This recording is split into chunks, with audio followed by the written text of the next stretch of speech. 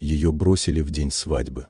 Мила сидела в белом платье с аккуратными локонами, держа в руках телефон. Сообщение было одно: «Прости, я не могу. Я не люблю тебя. Свадьбы не будет».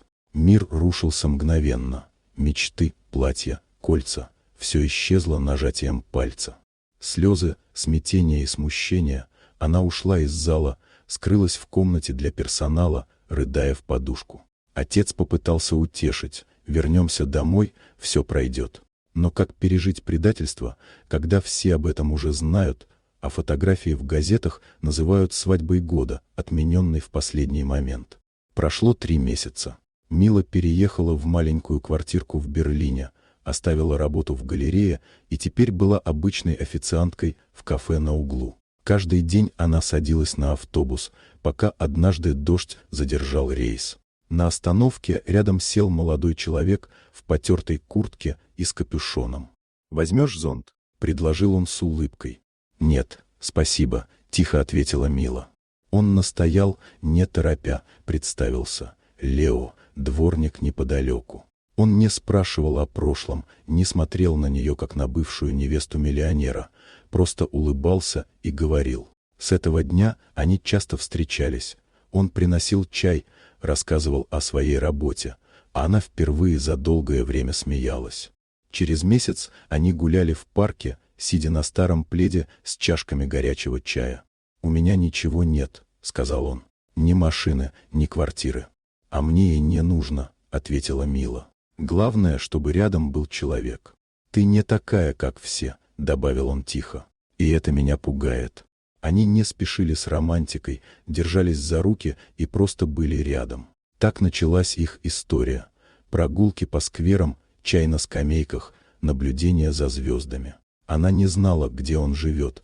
Он лишь говорил, что снимает комнату и не любит жалеть себя. Через полгода Лео сделал предложение прямо на той самой остановке. В скромной коробочке лежало серебряное кольцо. «Я не могу подарить тебе золото, Мила», — сказал он, «но могу предложить честность, заботу и любовь». Она заплакала, обняла его.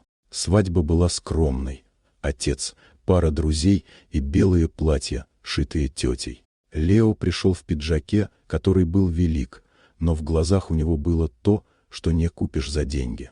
Жили они скромно, пока однажды Мила не получила странный звонок. «Госпожа Мила, вы супруга Лео Алексеевича. Прошу прийти в отель «Орхидея Люкс». В люксе она увидела его в дорогом костюме. «Прости, что скрывал», — сказал он. «Я владелец сети отелей. Я хотел, чтобы ты полюбила меня за то, кто я есть». Мила была поражена.